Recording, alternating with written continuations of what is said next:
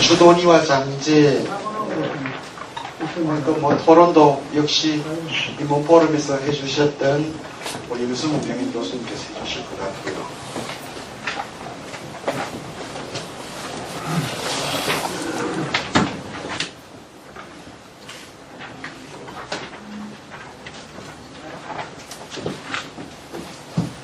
오늘 우리 학생분들도 글쎄 학생 눈에 안 보이네요.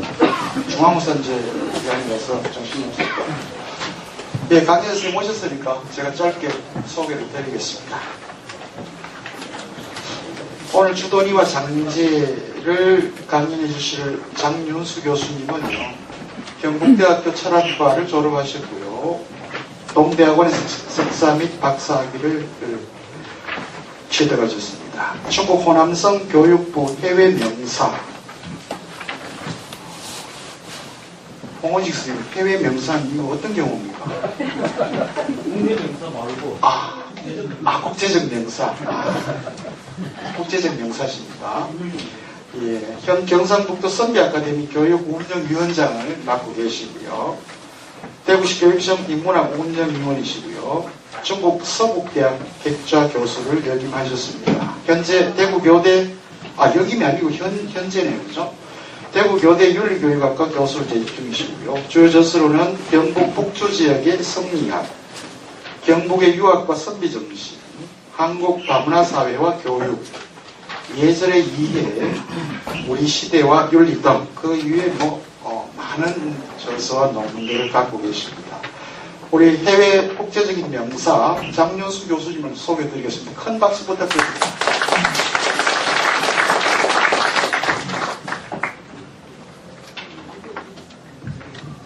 양력을 보내달라 그냥 그때 어디 써놓은 걸 새로 보내드렸는데 민망해가 죽겠습니다. 해외 명사는 우리 대학하고 호남이공대학이 자매대학입니다.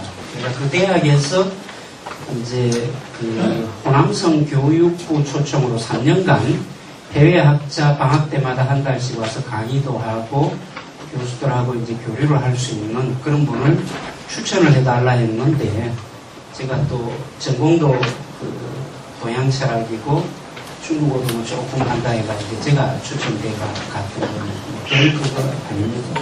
죄송합니다. 모교철학회는 사실은 참 저한테는 친근한 분입니다.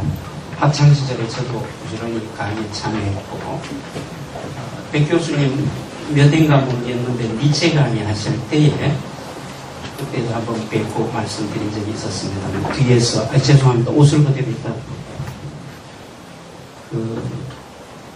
듣고, 그때 이제 마지막에 하신 말씀이 지금도 기억에 생생합니다. 니체는 무신론자라기보다는, 제대로 열심히 신을 믿고 또 신을 찾으려 했던 그런 사람으로 이해해야 안 되나, 라고 이제 마지막에 멘트를 하셨던 말씀이 대명동 그 캠퍼스에서 지금도 기억에 남는 것 같은데, 오늘 제가 강의자로 서게 되어서 굉장히 영광으로 생각하고, 또 어떤 면에서는 긴장도 되고 합니다. 제가 잘은 못해도 어디 강의 가다 긴장은 잘 안 하는 셈인데, 학부 2학년 대상으로 강의 준비하라 해놓고 오니까 스님들도 계시고, 유승우 교수님도 원로 교수님도 계시고, 어른들도 많이 계셔서 어떻게 해야 될지 걱정스럽습니다. 일단은 주어진 시간 안에 제가 준비해온 강의대로 이끌어보도록 하겠습니다. 딱딱한 강의일 것 같아서 그림을 제가 좀 준비를 했습니다. 14쪽 한번 보시죠.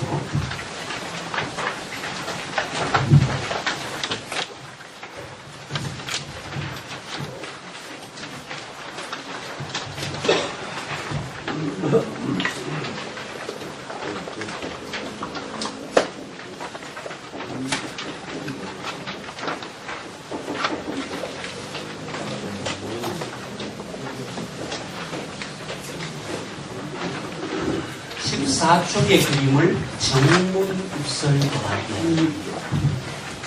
14쪽인데 14쪽 한번 보십시오. 이 앞에 걸 보십시오. 네. 정문입설도라 하는데 이제 전공자들은 알겠지만 여러 어르신들도 아마 귀에 익은 분들이 계실 겁니다. 이게 우리도 사자성어로 정문입설 치면 나오죠. 말 그대로 하면 정시 문화에서 눈을 막고 서 있는 걸 그리다 이 뜻이죠. 안에 이렇게 보시면 한 사람이 탁자에 앉아가 이렇게 머리를 괴고 이렇게 있는 게 보입니다. 방 안에 중국집 풍이죠. 밖에 두 사람이 뭔가 공손히 이렇게 서 있습니다. 이게 유명한 고사인데 정이천이라는 분과 관련되는 내용입니다. 여기는 공원식 스님 전공인데 이 정이천 선생이 제자 두 사람을 맡게 된 어떤 계기와 관련된 조사를 하면서 어느 날 눈 오는 날 두 사람의 청년이 젊은이가 찾아왔습니다. 한 사람은 이 양귀산, 양씨라 하는 분이고 또 한 분은 유초하는 분인데 유장이라고 하고 두 분이 오셔갖고 이 선생을 이렇게 인사를 드리려고 했더니 주무시는지 명상에 잠겼는지 이렇게 계시는 거예요. 차마 못 깨우고 기다린 거예요. 그냥 문 밖에. 어느 때 선생이 깨가 이렇게 보니까 자네들 언제 왔노? 이렇게 하는 말이 방금 전에 왔습니다. 이랬어요. 근데 방금 전이 아니라는 게 그림에 나옵니다. 밑에 이 두 사람의 그 발그림을 보시면 밑을 그리지 않고 끊어버렸죠. 이만큼 쌓이도록 기다렸다는 거예요. 이게 이제 뭐냐 하면은 유명한 성리학에서 이제 계파 중에 우리가 정주학자 할 때 이 정문을 정시의 이 문화를 학파를 이루는 정이천 학파의 엄격한 학풍을 상징하는 이야기입니다. 그래서 이제 이 정이천 모가에 갔더니 요즘도 그 옛날 사던 정촌 마을에 갔더니 초등학교에 이 정문입설 그림을 그려두고 그 이제 학교의 이름도 정문입설 학교라고 이렇게 했는데 아주 참 감명 깊게 제가 본 기억이 있습니다. 근데 이처럼 이 스승에 대한 예의가 각별했다는 얘기는 학파로서의 표지나 특징도 엄격했다라는 걸 이야기를 하죠. 이 정이천이라는 사람이 꽤 중요합니다. 오늘 제가 하는 강의는 이 주돈이와 그 다음에 장횡거, 장제입니다만 앞서 얘기를 홍 교수님 지난 시간에 아마 했는 것 같지만 조금만 더 하고 들어가는 게 도움이 될 것 같습니다. 이 정이천이라고 하는 분은 복송사자 하는 선생님들 중에 중심 인물입니다. 근데 그 얘기는 조금 이따가 더 하도록 하고 재밌는 그림을 한 개를 더 확인하고 가는데 우리나라는 중국보다 성리학이 더 발전되었고 더 깊이 있다고 자부하죠. 근데 중국에서 정문입설을 그리는데 우리는 못 그리겠나. 역시 나온 그림이 그 다음에 있는 15쪽의 그림을 합니다.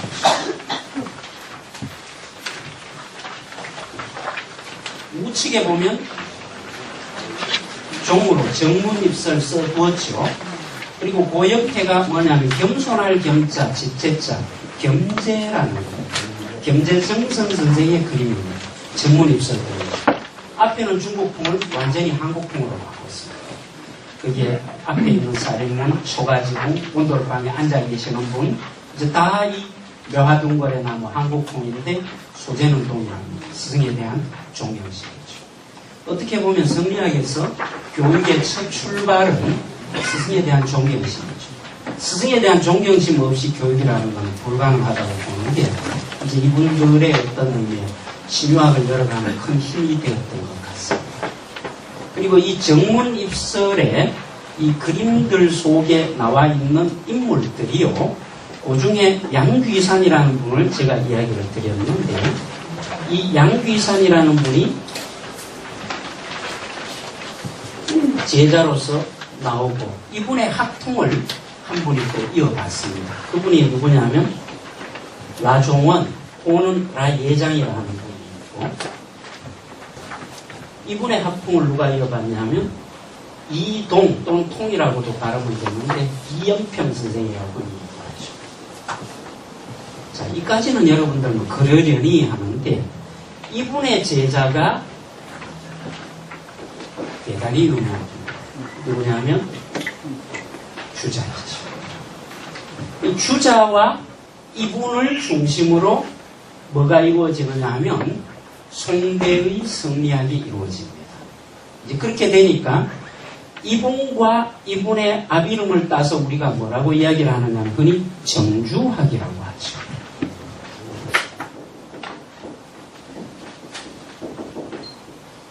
근데 이거는 정희천 선생의 제자들을 중심으로 주자까지 이었고 이쪽으로 해갖고 또 우리가 이을 수가 있는데요. 정희천의 형님이 1살 차이죠. 연년생 형제인데 정명도 선생이라는 게 정호라는 분이죠. 이분이 있고 또 이분 외에도 누가 계시냐면 오늘 주제가 되는 장횡거, 장재 선생님이 계세요.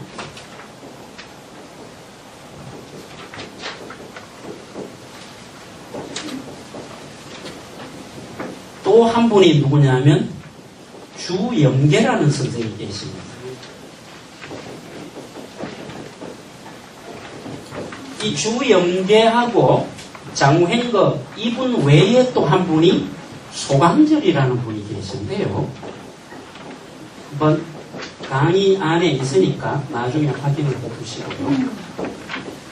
이분 빼고 정명도, 그 다음에 정희천, 주영계, 장횡거라는 분을 우리가 북송시대에 무명한 네 분의 선생님이라 해가 북송사자라고 이야기합니다.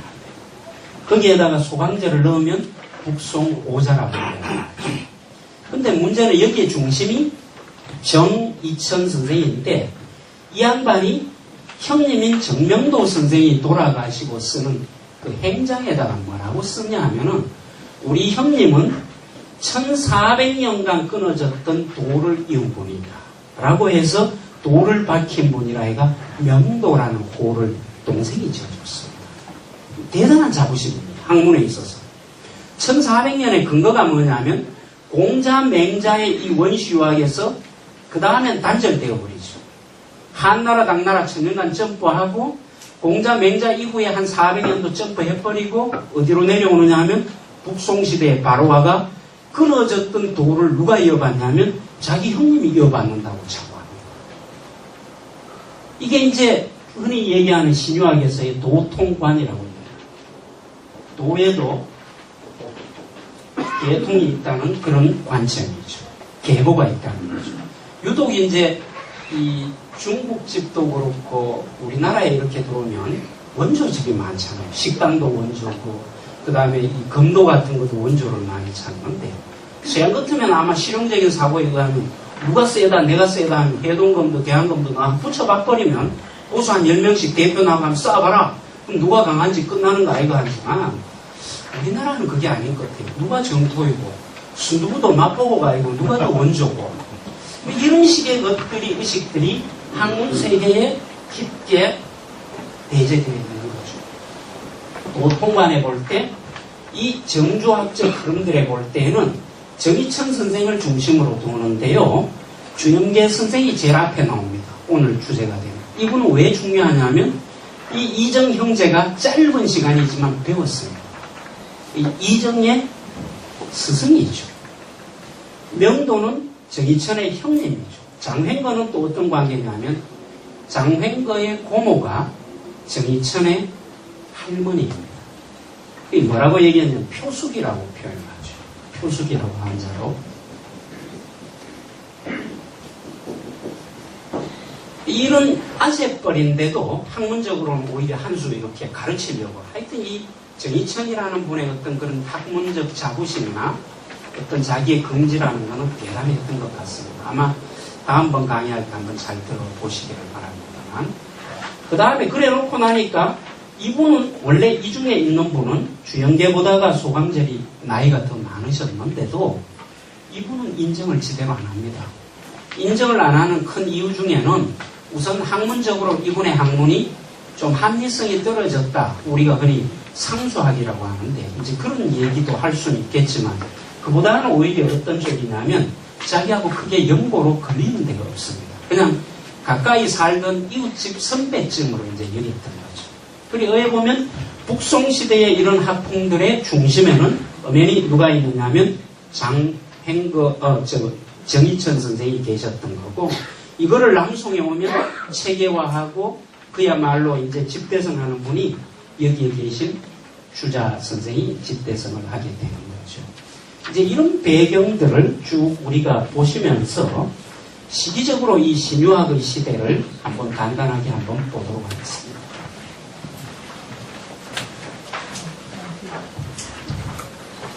전공하시는 분들은 뭐 잘 아시겠지만 그렇지 않은 분들을 위해서 좀 소개를 합니다.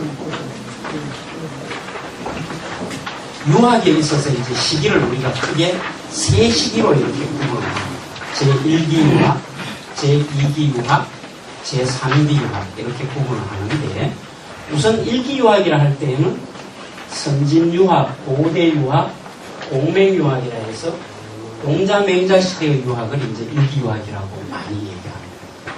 3기 유학은 뭐 여러 얘기가 있지만 흔히 학계에서 1919년 5월 4일 일어나는 5.4 신문화운동이 중국 현대를 끊는 분기점이라고 흔히 얘기를 해요. 그래서 이 시대 이후로의 어떤 현대적인 새로운 사주를 가지고 유학을 접목하는 학자들이 이 부분에 들어간다 하는데, 정말 중요한 것은 우리들에게 오늘 이 주제입니다. 제2기 유학이에요. 제2기 유학은 시대적으로는 어느 시대냐면 송나라, 명나라 시대입니다.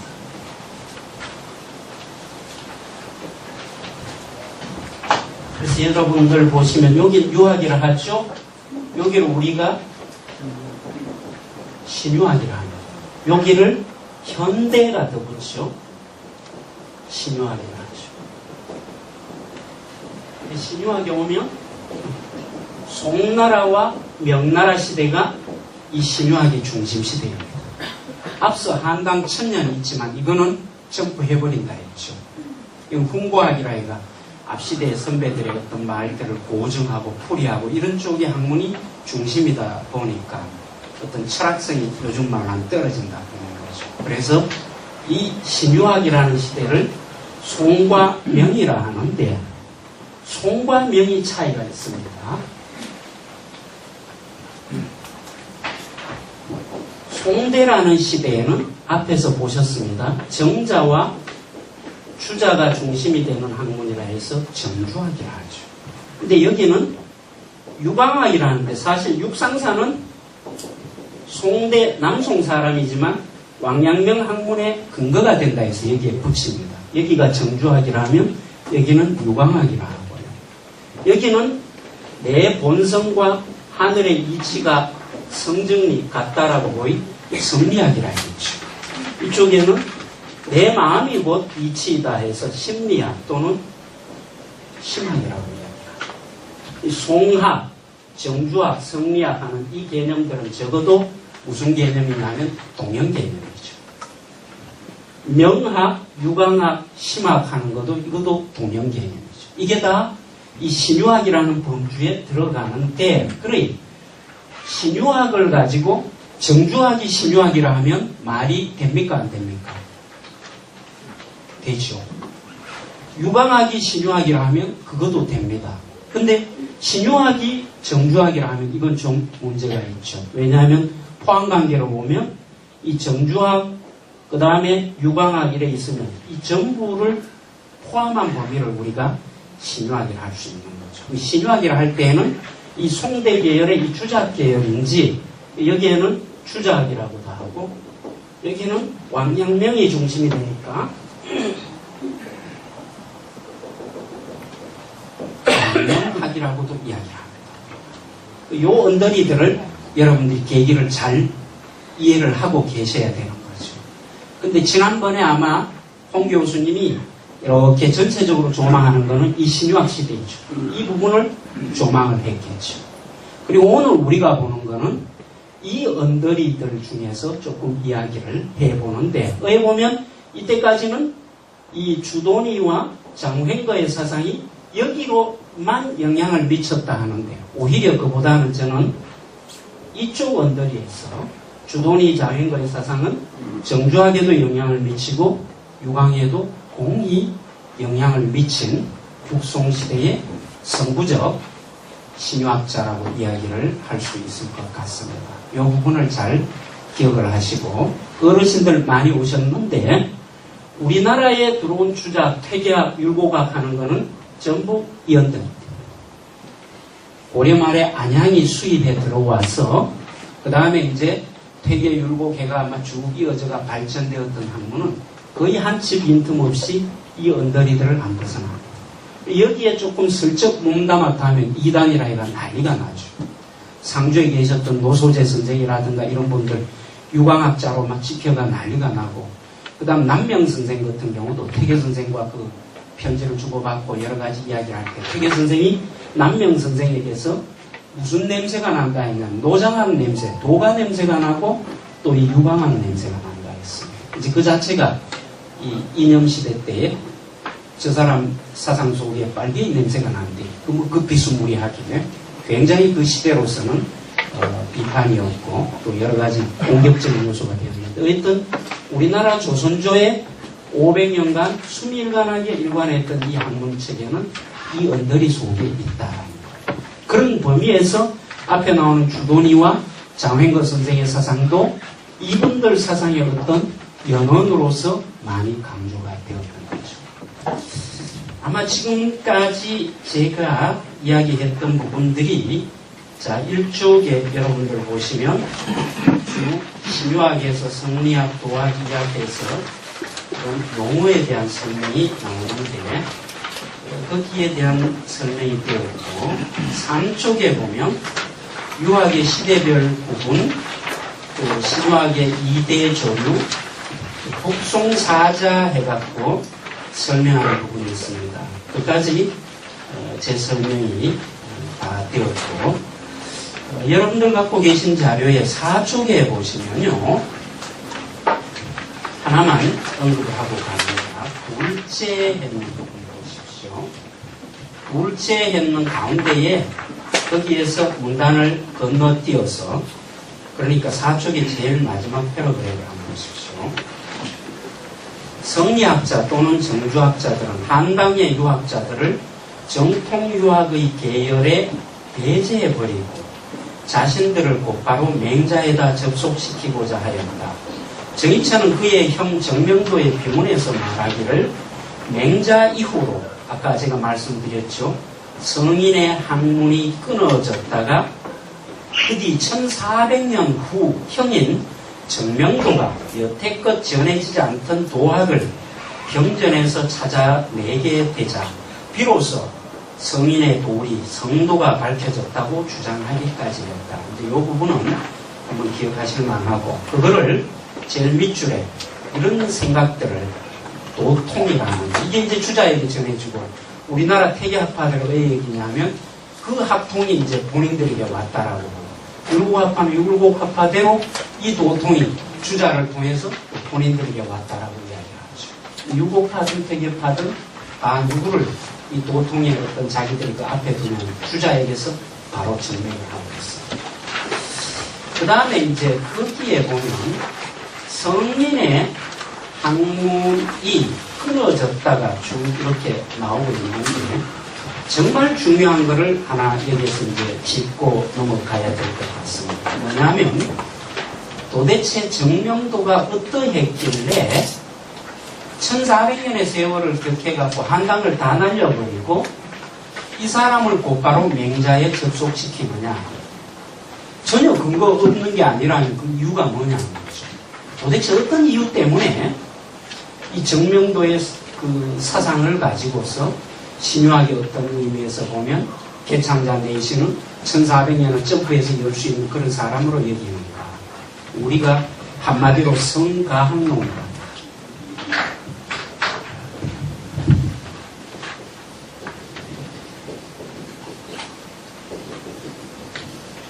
성인도 배워서 될 수 있다. 이렇게 되죠.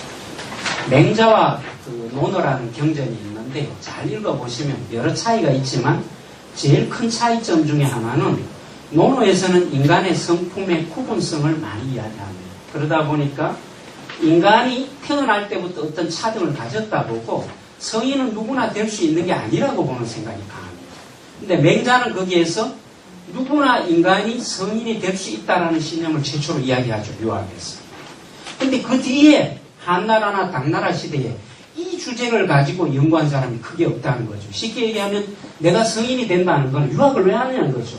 학문을 경전을 많이 외우고 내가 뭐를 암기를 많이 하고 박학다식함을 많이 자랑하고 시를 잘 짓는 게 아니라 내가 성인됨에 있다는 거죠. 참된 인간이 되려 하는 그 점에 진정한 유학의 목표가 있다는 거죠. 이제 한나라 당나라는 크게 그 고민들을 안 했다는 거예요. 그 유학들을. 공고학이라는 거는. 근데 명도 선생에게 이르러 동생이 볼 때에 그 고민을 했다는 거죠. 그리고 그 언저리에 장횡거 선생이나 주도리 선생도 넣어주는 거죠. 이따가 이야기하겠지만 주도리의 통서라고 하는 주된 책 속에 성학론편이 있습니다. 이 성인이 배워서 될 수 있다는 그런 내용이 있고 이 성인이 배워서 될 수 있느냐 없느냐 하는 것들이 송대에 들어와서 굉장히 많이 논란이 되었는데요. 이 제일 유명한 게 뭐가 있냐면 안자소호 하학론이라는 게 있습니다.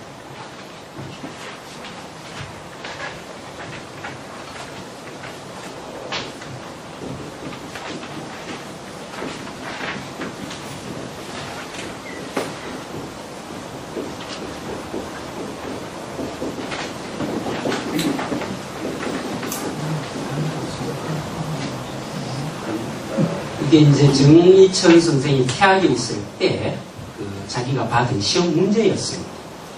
이게 뭔 문제냐면 호원이라는 선생이 내어준 문제였는데 그 호원도 북송 초기에 유명한 선생인데 앞서 선생들이 묻던 물음하고는 다른 거죠. 오늘 이 가을 기운이 이 계명대 캠퍼스에 참 풍요로우니 가을이라는 주제, 낙엽이라는 주제에 대해 시를 써봐라 이런 게 아니고 문제가 뭐냐면 안자 논어에 나오는 공자의 대표 제자 안현이죠. 안자가 좋아하던 바의 학문은 어떤 학문이었는지를 논해봐라. 아내가 그토록 제자 중에 가장 사랑을 받고 공자가 총애를 했는데 도대체 왜 그렇게 총애했느냐 하는 거죠. 아내가 뭘 하려고 했던 그 학문이 뭐였는가 그걸 한번 해봐라. 근데 요지는 뭐냐면 아내가 도달하였던 그 좋아했던 학문은 성인되는 학문이었다. 참된 인간이 되려는 학문이었다는 거죠.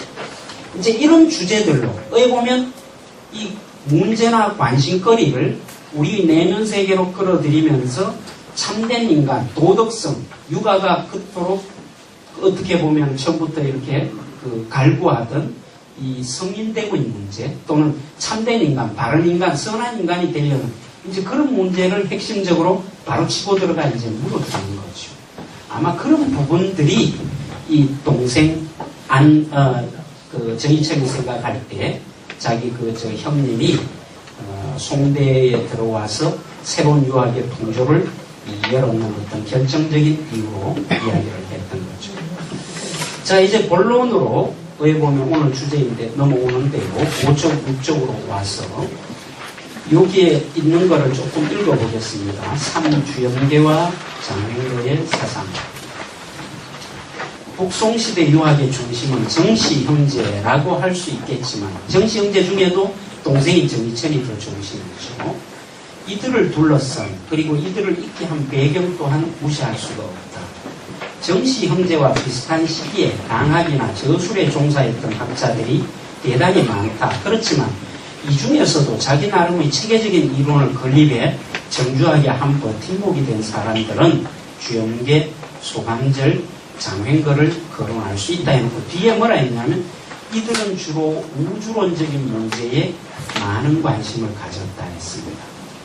칼슨 장이라는 이제 화교 출신의 미국 철학자가 있는데 이분이 그 책에서 뭐라고 설명을 했냐면 서양 철학에도 이제 고대 그리스 철학에 보면 자연 철학 시대가 있고 그게 어느 정도 발전하면 이제 정신 철학 시대로 이제 넘어오듯이 북송대의 이 철학의 시대에도 이 자연적인 부분에 우주적인 부분에 관심을 갖는 이 우주론의 시대가 있고 그 다음 인간 내면의 어떤 정신세계, 심성의 세계에 관심을 갖는 그런 시기가 있다고 하죠. 이제 그 끊는 분기점을 장횡거 이전과 이후로 끊습니다.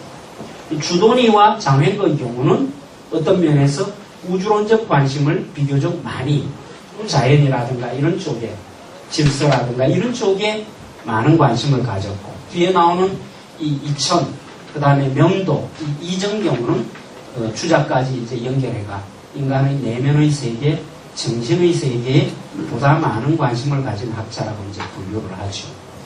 근데 이제 제가 오늘 초청된 이유 중에 하나도 제 박사학위 논문이 장횡거 피처라고 그래서 아마 이렇게 왔는 것 같은데, 저는 이제 장횡거를 반틈은 그 칼슨 장의 그 정의에 동의도 하고 반틈은 또 동의하지 않는 부분도 있어요. 뭐냐면 장횡거는 양쪽 면을 다 가졌다고.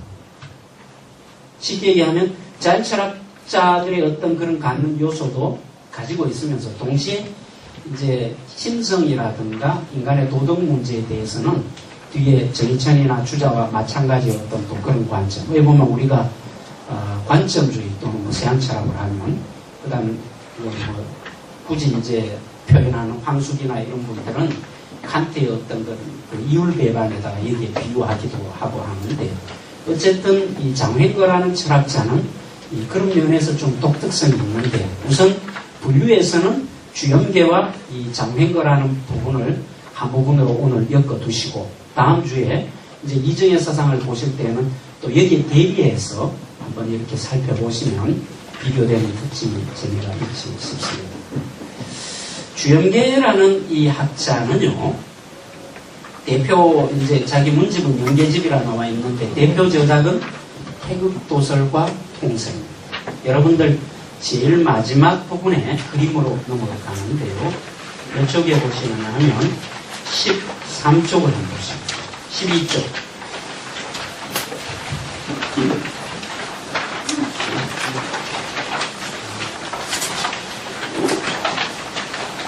아시는 분은 뭐 익숙한 그림이겠지만, 이게 그 유명한 퇴계가 선조 임금에게 드린 성학식도 10폭의 병통 중에 첫 번째입니다. 이 첫 번째 태극도를 처음으로 그리고 얘기한 사람이 누구냐면 앞에서 나오는 주돈이에요. 이거는 어떻게 보면 누구는 그래 표현하죠. 서양의 창세기다 이렇게 이야기합니다.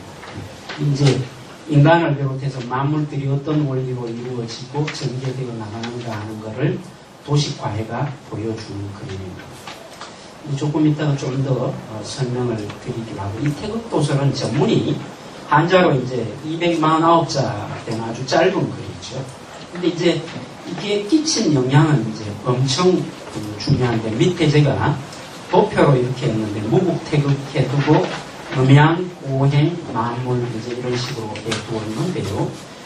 12쪽의 도표에 보면 제일 위에 있는 그 둥근 원 하나가 있습니다. 그게 무국이 태극하는 권이고, 두 번째가 음양권이고, 세 번째가 오행권이고, 네 번째가 인간이고, 다섯 번째가 만물입니다. 근데 첫 번째, 두 번째를 좀 유의해 보시기를 바랍니다.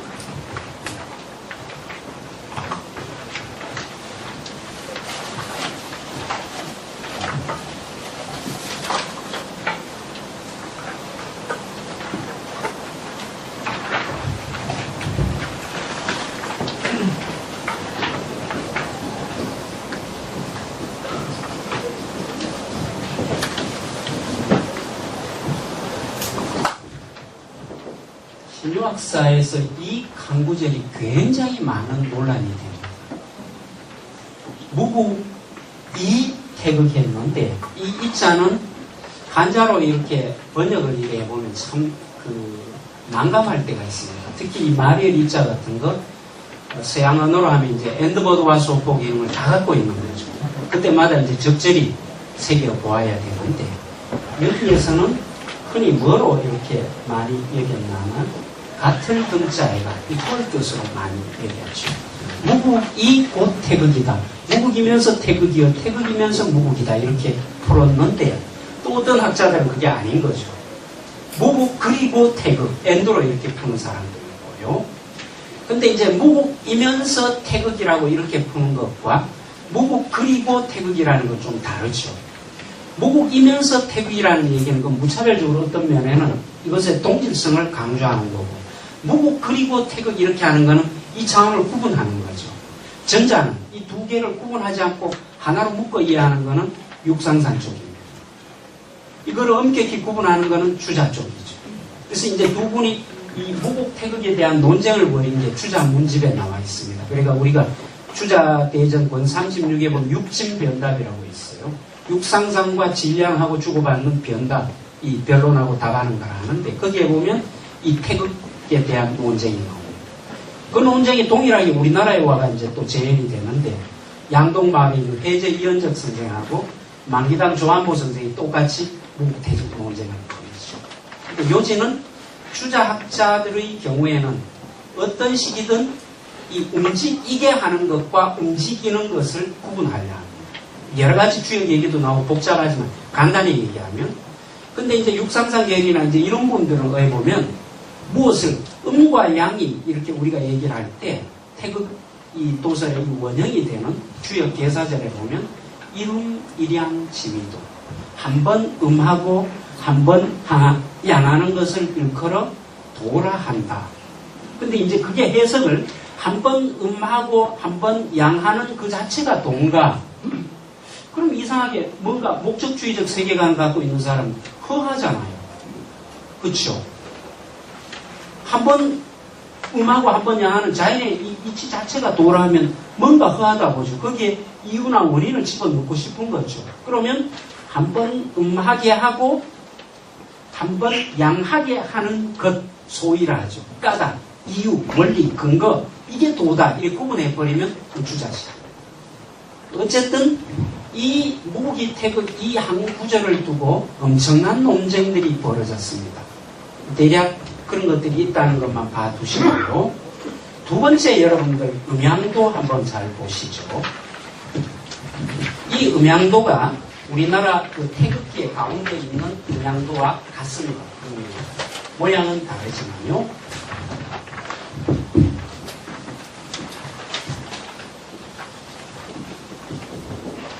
이거하고 두 번째 나오는 도식이 똑같습니다. 잘 보세요. 이것도 일직선이 아닙니다. 선이. 위는 양이고 밑은 음인데 일직선이면 양은 양이고 음은 음이죠. 근데 여기에 보면 양이면서 음쪽으로 내려가 있고 여기도 음이면서 양쪽으로 올라와 있습니다. 이게. 여기에 보시면 왼쪽은 양이고 오른쪽은 음이에요. 근데 흰 선은 우리가 가칭 양이라 하고 검은 거 칠했는 거는 음이라 할 때 왼쪽에 보면 흰 것만 있는 게 아니고 희고 검고 희고 되어 있죠. 오른쪽에 보면 검은색이 음이지만 검은 것만 있는 게 아니고 검고 희고 검고 이렇게 되어 있죠. 이걸 이제 우리가 뭐라고 이야기하면 주역이 갖고 있는 이제 상대적 이원성 또는 뭐 주역이 갖고 있는 조화성 학자들은 많이 그렇게 이야기합니다만 음이라고 이야기하고 양이라고 얘기해도 그게 다 상대성이라는 거예요. 왜 보면은 쉽게 얘기해 저는 음이냐 양이냐 이래 물을 때 그거는 의미 없는 게 무엇에 대해서라고 반드시 붙여야 된다는 거죠. 제가 음이냐 양이냐 할 때는 여자에 대해서는 남자이니까 양이죠.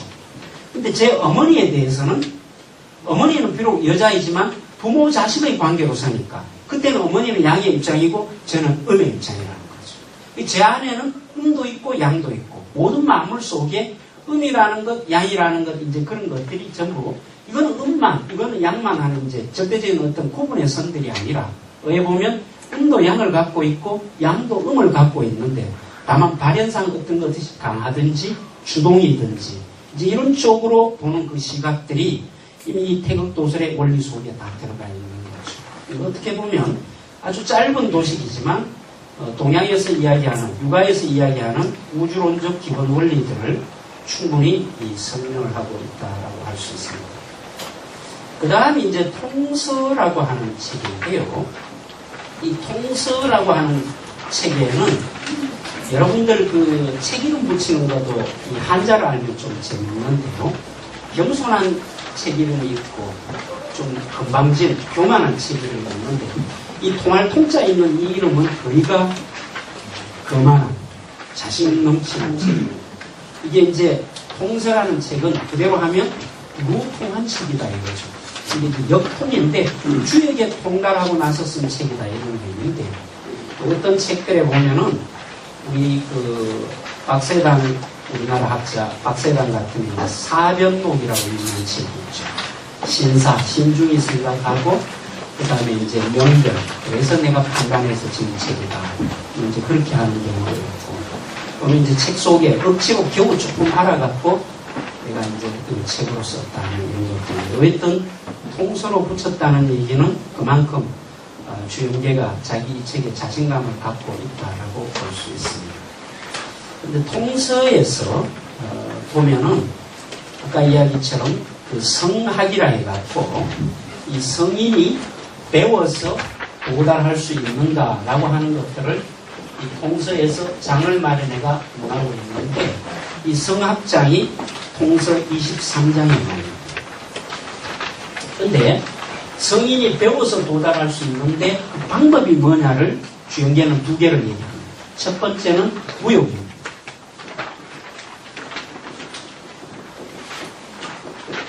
두 번째는 뭐냐 하면은 정허 또는 허정이라죠. 고요정자의 일허자입니다.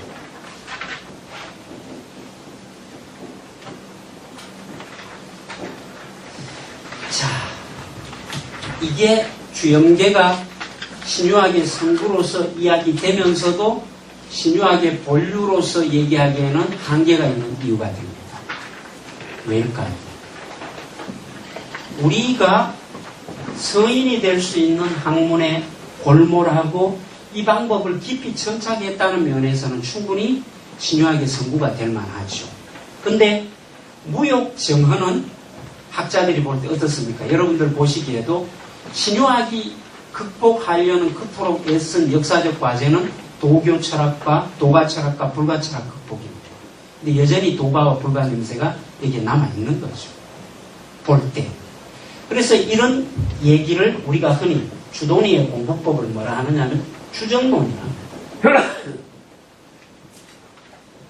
정예 위주로 하는 거죠. 근데 이거를 뒤에 가보면 정의천 주자 퇴계 일관하게 뭐로 바뀌냐면 경의 공부법. 경은 추정만이 아니라 정과 그 다음에 반대되는 개념 동의죠. 동정 개념을 다 포괄하는, 다 어떻게 보면 혼용하는 그런 공부법으로서 경공법을 끄집어냅니다. 이제 이런 부분이 주도니가 후대 주자학도들에게 받는 비판의 한 요인이 됩니다.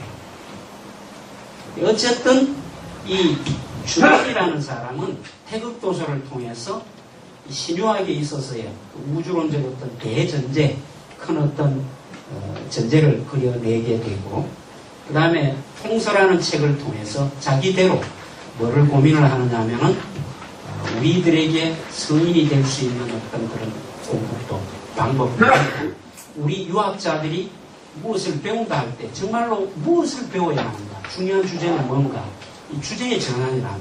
이때까지 사람들이 관심 있게 이래 보았던 출세라든가 문장 잘 짓는다든가 이제 어떤 경전을 잘 외운다든가 해석한다든가 이제 이런 문제가 아니고, 내가 어떻게 선하게 살 수 있는가, 내가 어쩌면 참된 인간이 될 수 있는가, 이제 이런 주제로 또 옮겼다는 면도.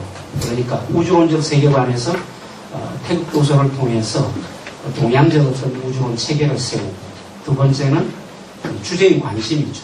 주제의 변천이죠. 공부하는 그 목적이 어디에 있는가라고 하는 부분들을 이렇게 성인이라는 부분을 꽤 일깨운 부분이라면서 여유가 있습니다. 그 뒷부분에 보면 한 개 제가 더 써둔 부분만 좀 지적해 가도록 하죠. 삼태극도서를 하는 데에서 좀 위로 올라가 보겠습니다. 하나, 둘, 셋, 넷째 줄, 다섯째 줄. 통서에서 설명되는 주요 개념은 도, 성, 신, 기 이런 건데, 이 중에 이제 여러분들이 특히 그 기미할 때, 그 기라는 용어를 좀 잘 봐두시면 도움이 될 것 같습니다. 이게 이제 주영계가 그 앞시대 학자들이 풀고 있는 것과는 다른 어떤 독창적인 개념풀이인데, 공부법에서 가장 중요한 게 뭐냐는 거죠. 성과 악이 막 나뉘려는 그 초기, 기미, 이거를 파악하고 그때를 잘 마음이 갈파해서 공부하는 게 가장 중요하다는 거죠.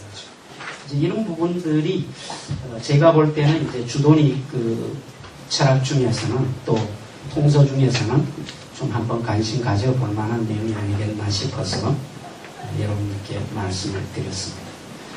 태극도설 내용은 그대로 제가 인용을 했는데 여러분들이 한번 나중에 읽어보시면 되고 뒷부분의 장횡거 부분으로 넘어가겠습니다. 제가 그 장횡거를 전공한 이유는 처음에 단초는 좀 간단했습니다. 왜 했느냐면 주자라고 하도 이제 주변에 동양철학하면서 많이 얘기하니까 남들 좀 안 한 걸 한번 해보자 이래갖고 좀 이래저래 주제를 찾아보았더니 복송 오자라고 얘기되는 분들 중에 우리나라 당시에 박사 논문이 한 편도 안 나왔는 주제가 장횡거입니다. 그러니까 그때는 전공을 택했는데 전공을 내가 후회한 적도 많았습니다. 왜 많았느냐면은 단적인 예를 좀 드리면 제가 이제 부산에서 잠깐 근무하다가 대구에 현재 있는 대학으로 이렇게 옮겨오는데 면접을 봤어요. 봤는데 그때 제일 원로 교수님이 지금은 퇴임하시고 자꾸 하셨는데 이 어른이 석사는 동양철학을 하고 박사는 또 칸트로 해가지고 동양철학을 꽤 아시는 거죠.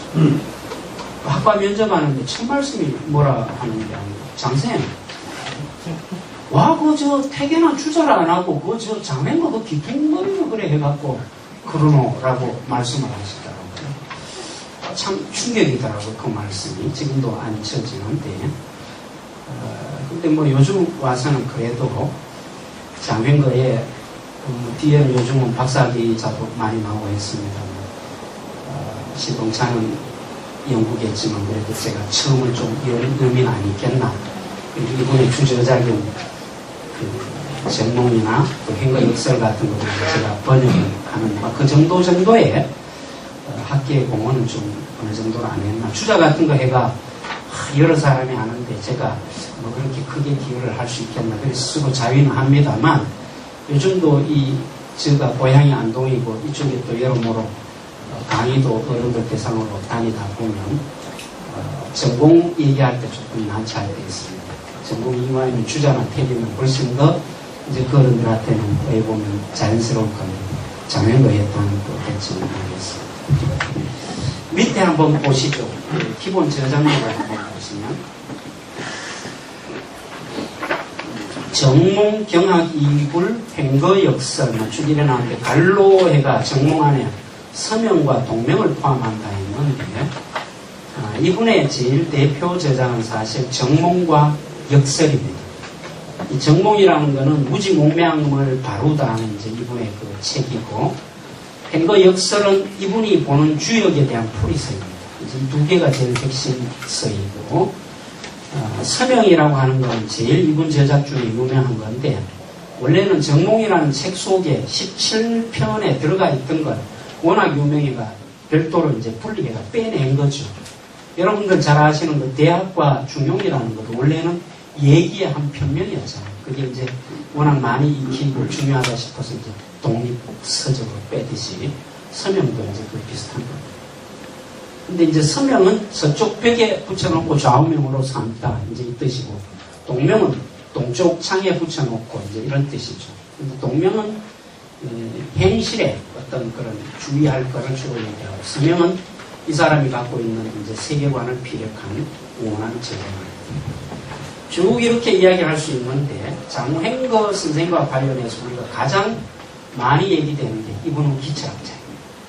우리가 이와 기하는 그 개념들에 있어서 기 개념을 철학적으로 어떻게 보면 가장 먼저 직대성했던 분이 이 장횡거이고 후대에 오면서 많은 영향을 주게 되었죠.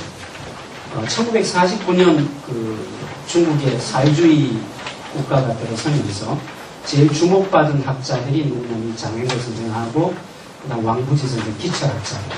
왜냐하면 이제 그분들이 이와기라는 걸 순전히 관념론, 그다음 유물론 이렇게 이분법으로 쫙 쪼개버리니까 이제 리를 강조하는 이제 주자 같은 사람 다 관념론자로 받아 오히려 더 이렇게 천대시 되는 거고 장횡거라든지 그다음에 왕부지 이런 분들은 기철학자, 유물론자 이 도식으로 만들어갔던 일방적으로 많이 이제 연구도 되고 나왔던 거죠. 근데 이제 이 기개념이라고 하는 것이요. 잘 보시면 거의 모든 개념이 그렇지만 분명하지 않습니다.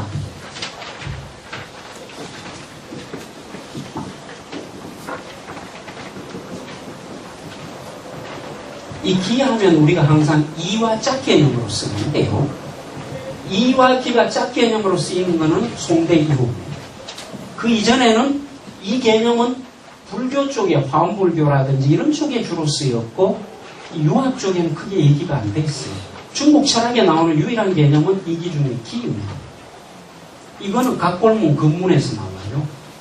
근데 우리말로 철학 개념을 풀이하자라고 하는 분들이 재밌게 좀 풀이를 하는 게 힘은 뭐라고 하느냐면은, 아니, 리는 뭐라고 하느냐면 결로 번역을 하고 힘은 힘으로 번역을 합니다.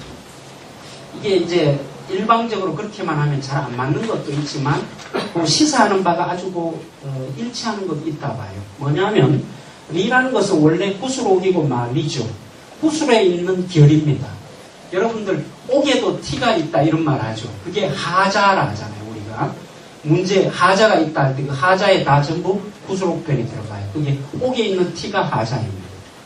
이 옥이 이제 나뭇결처럼 쭉 한 길로 가야 되는데 이 나뭇결이 이렇게 같이 옥이 베겨버리면 그게 하칠이 되듯이 옥도 이제 그런 거죠. 옥이 가는 길이 있듯이 사람이 가야 되는 길이 있죠. 모든 만물에는 자기가 가야 되는 결, 길, 도가 있다는 거죠. 이거는 조어이죠. 후대 개념이죠. 근데 이 힘이라고 하는 것은 말 그대로 뭡니까? 논리성이 아닙니다. 이거는 피지성. 이거는 그대로 올라오는 어떤 역동성이죠. 에너지.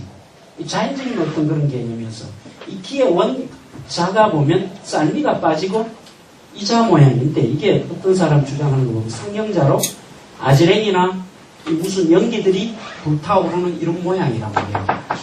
이 기라고 하는 것들은 이보다 훨씬 더 원초적인 개념이고 도가사상이라든지 이제 이런 개념들 속에서도 이 기 개념은 일찍 들어가 있어요. 그리고 이 장wen거 선생이 기 개념을 설명하면서 야마라고 장자 표현을 빌려옵니다. 들야자에다가 말마자였는데 이 야마가 뭐냐면 아지랭이. 그걸 이제 기에다가 비유를 하죠. 근데 그런 기 개념을 가지고 뭘 했냐면 우주의 형성 원리를 설명을 했다는 점이 장wen거 선생의 이제 특징인 거죠. 여기에서 끌어내는 게 기 말고 뭐를 이야기하냐면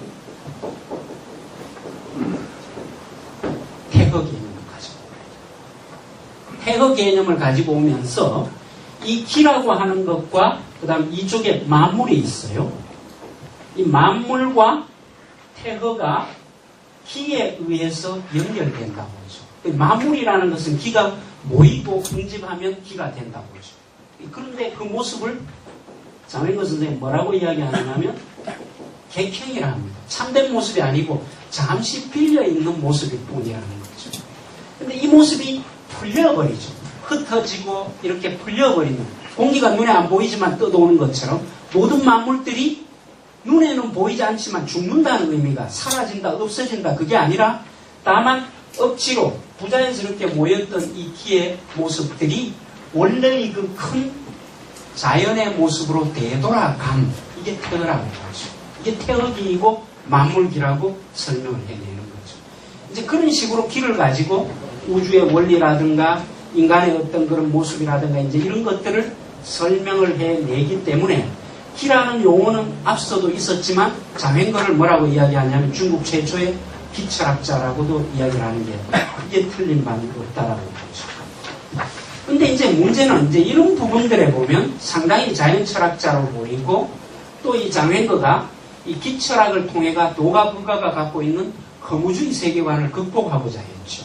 이 도가불가가 갖고 있는 뭐 예를 들어가 아니라고 말하는 사람도 있겠지만 어떤 불가 철학을 허무주의 기반에서 우리가 이해를 한다 할 때 죽어도 결국은 죽는 게 아니라 그거는 원래의 모습으로 되돌아가면 아니냐 이제 이래 얘기할 수 있다면 주자 쪽에는 한 걸음 더 반박이 가능하죠. 뭐냐면 목적성은 없는 거 아이가. 목적성은 없는 거 아이가. 모였다 흩어졌다 이제 이런 어떤 자연의 그런 이합 집산일 뿐이지 거기에 우리가 왜 살아야 되고 우리 삶을 적극적으로 살아야 할 필요성을 어디에서 발견할 수 있노? 이렇게 이제 되물어 볼 수는 있는 거죠. 아마 이런 부분들에서 이 장외인거의 기철학의 맹점을 극복하려고 나오는 게 그 뒤에 이천이나 주자로 넘어가는 이제 이 철학의 어떤 부분을 우리가 또 생각해 볼 수도 있을 겁니다. 그러니까 기에다가 존재 이유나 목적이나 근거를 이제 불러 넣으려고 하는 게 어떻게 보면 이제 이 철학자들의 어떤 시도들이라고 볼 수도 있겠죠.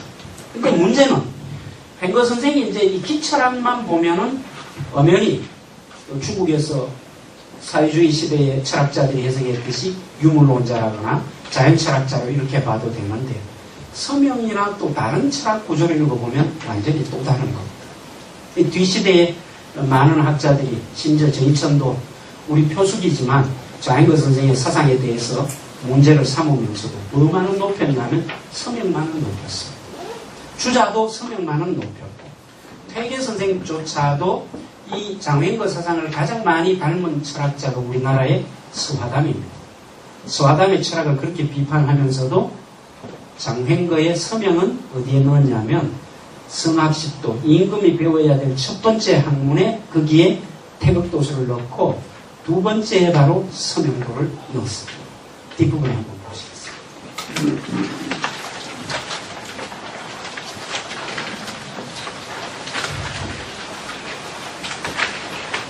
13쪽입니다. 제2 서명도 하는 부분이 나오죠.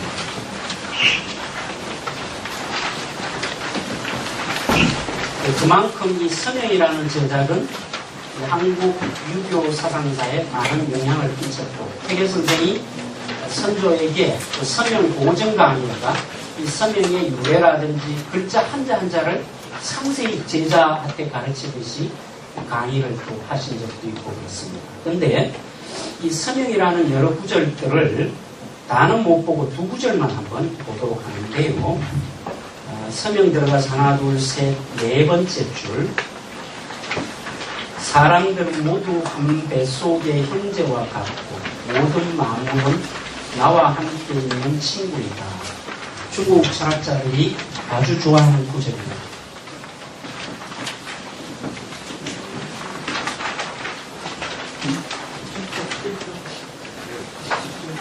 예, 서명하는 그 책의 10쪽에 예, 하나, 둘, 셋, 넷, 다섯 번째 말씀입니다. 다시 한번 읽어보겠습니다. 사람들은 모두 한 뱃속의 형제와 같고, 근데 그 갈로에 제가 근거를 적었습니다.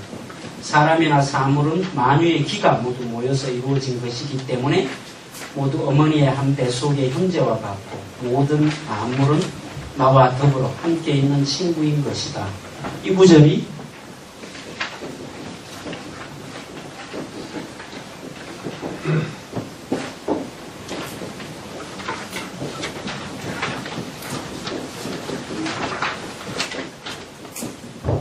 민호동포 무로여야입니다. 백성들과 나는 한 배, 어머니 한 배에서 나는 존재이고 사물 만물과 나는 더불어 참여하는, 더불어 살아가는 존재이다. 이 참 중국 학자들이 좋아하는데 이거를 줄여갖고 이분들이 또 민, 호, 물, 여 사상이라고 합니다. 이 민호동포 무로여야 하는 이게 사회동포주의라 하고 또 중국인들이 거창하게 거대하게 얘기하는 천하일가사상이라고 하죠. 이거를 잘못 적용해버리면 또 중화민족주의로 이렇게 나올 수 있는 부분도 있지만 어쨌든 중국인들이 거대하게 이제 그리고 있는 이념 천하일가사상이라 할 때 항상 나오는 얘기들이 장횡거의 서명에 민호동포 무로여야 하는 이 내용들입니다. 2008년 베이징 올림픽 때 마스게임 할 때 이제 이 내용이 나왔다는 얘기를 제가 얼핏 들어보는데 구체적으로 확인하지는 못했습니다. 제일 뒷부분에요. 거기에 보면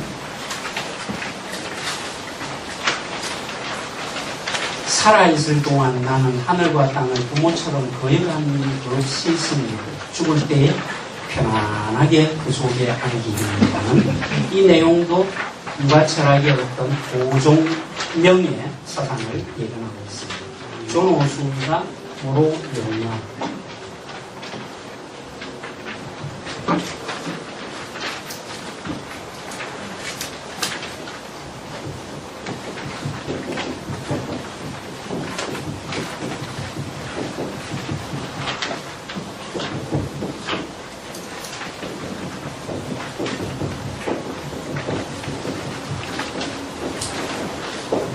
내가 살아있을 때는 모든 일이 오는 대로 순리대로 살아갈 거고 언젠가 내 삶이 다 끝나게 되면 편안하게 죽음에 임하리니 어떻게 보면 이제 유가인들의 어떤 그 삶죽음을 바라보는 가장 분명한 그런 구절이라고 이야기할 수 있겠는데 이런 어떤 멋진 구절들이 또 그 사상들이 이 짧은 구절들의 내용 속에 있기 때문에 많은 그 동아시아인들이 이 성경을 좋아했습니다.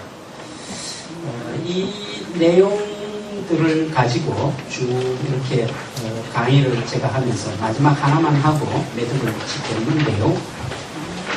이 장횡거와 그 다음에 주돈이라는 사람을 이때까지는 중국 사상사에서 우리나라에 억지로 어디에 붙이느냐 하면 아까 말했던 신유학 중에도 전주학, 주작 쪽에만 원류가 되는 거로 이제 끌어 붙였는 거죠. 근데 의에 보면은 현대 이제 모종상 같은 때만에 이 학자 임수무 교수님 아마 인사로 알고 있는데 오히려 이 장횡거 철학의 그런 특징들은 이 정자나 주작의 정주학보다는 유광학 쪽이 훨씬 더 성격이 낮고 오히려 정통은 주작 쪽보다는 맹자의 전통을 선진유학의 전통을 잘 개선한 것은 장횡거를 통해서 그 다음에 유광학 쪽으로 이제 나아가는 그 전통들이 중국 철학 사조가 중국 철학사에서 정통 또는 대표되는 사상이라 보아야 된다 이제 그런 얘기를 하고 있습니다. 여러분들에게 그런 내용들이 얼마나 전달되고 있는지는 모르겠습니다.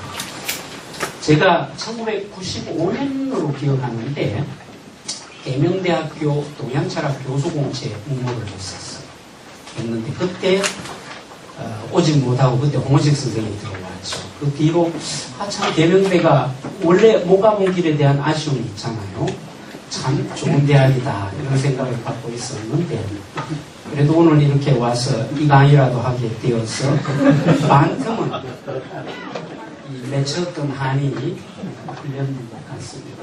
어쨌든 존경하는 백성균 교수님 그리고 임수무 교수님 또 여러 그 스님들 모시고 오늘 귀한 곳에서 강의를 하게 되고 영광스럽습니다. 남은 시간 여러분들 얘기를 주시면 제가 의욕되는 것도 이렇게 도움을 이어가도록 하겠습니다. 감사합니다.